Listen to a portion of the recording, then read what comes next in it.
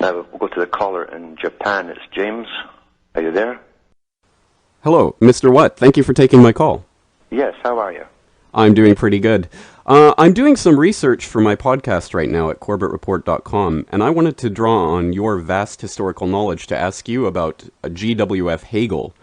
Now, your audience is probably familiar with the idea of problem-reaction-solution, by which the ruling oligarchs manage to move society in whatever direction they wish by playing both sides of a crisis and then presenting their phony solution, which of course is just their way of pushing society in whatever direction they want.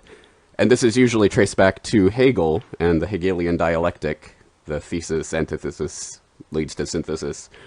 But I suspect this knowledge is probably part of the ancient knowledge by which the oligarchs have been ruling over free humanity for centuries, if not millennia. And I was wondering, what can you tell us about Hegel and where he might have gotten the idea for the dialectic?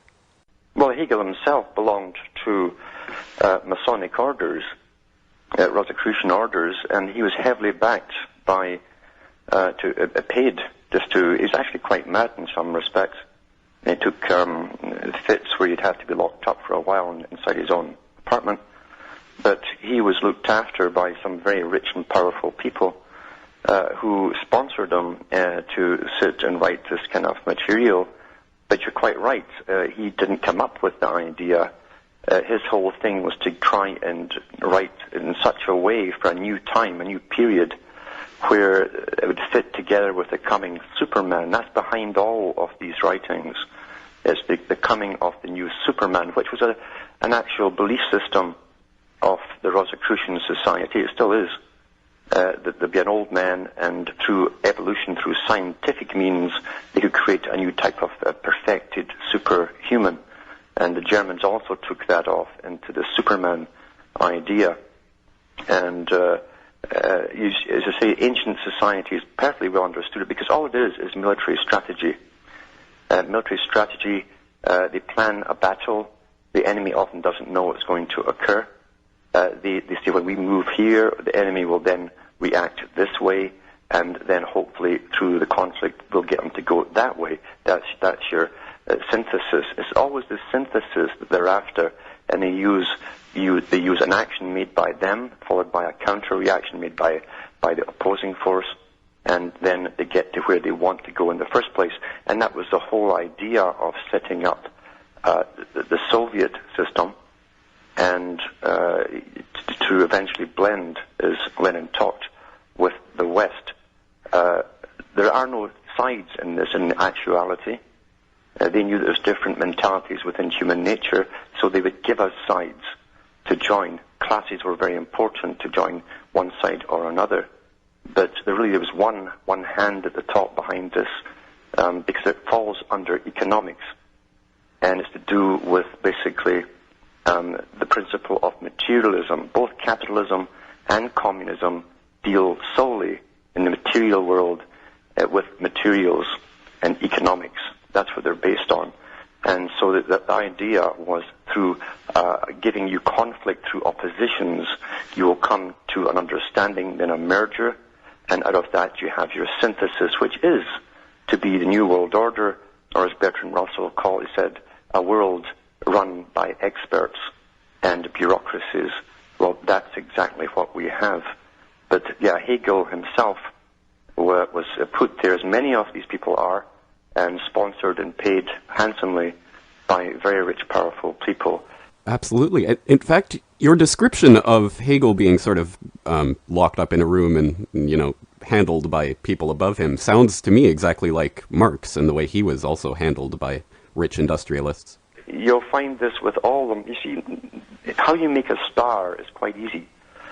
You make a star by telling the people you're going to bring forward the star. And you build it up and build it up in the media. In those days it was newspapers and magazines. They did the same with Darwin. No one had heard of Darwin. He was unknown. And they wanted to make him a star. And when he eventually came out with his book, he was already made, you see. So they built it up by waving the wand. The public anticipation was geared up. And suddenly he's a star.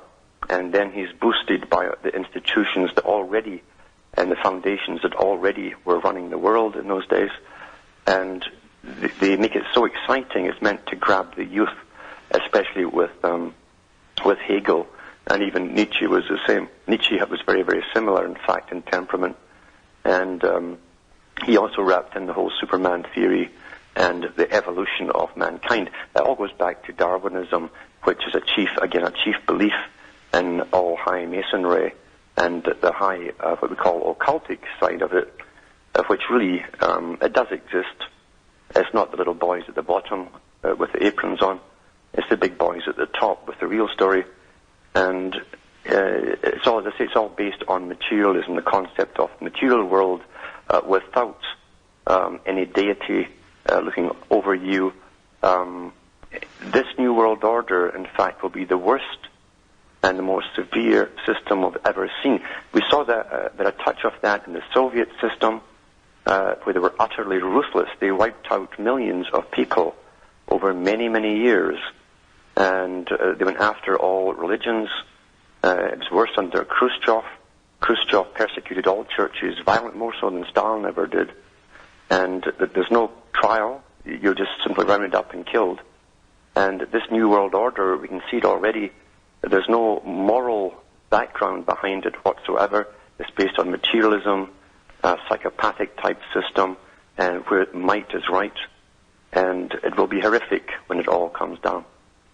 So if this knowledge already existed centuries before Hegel, why then was it necessary to get Hegel to actually bring this to the public domain? Why is that such an important part of their agenda? Books are written for recruits.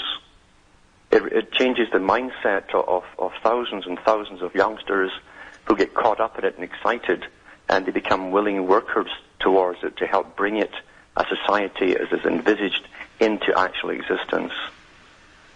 So to a certain extent, then, people like Marx, who took Hegel's ideas, may have actually been, in their own mind, really sort of acolytes of that idea rather than to some ancient esoteric idea. That too, but they also did attend the Masonic lodges. A good book to read is one written by Trotsky. It's called My Life.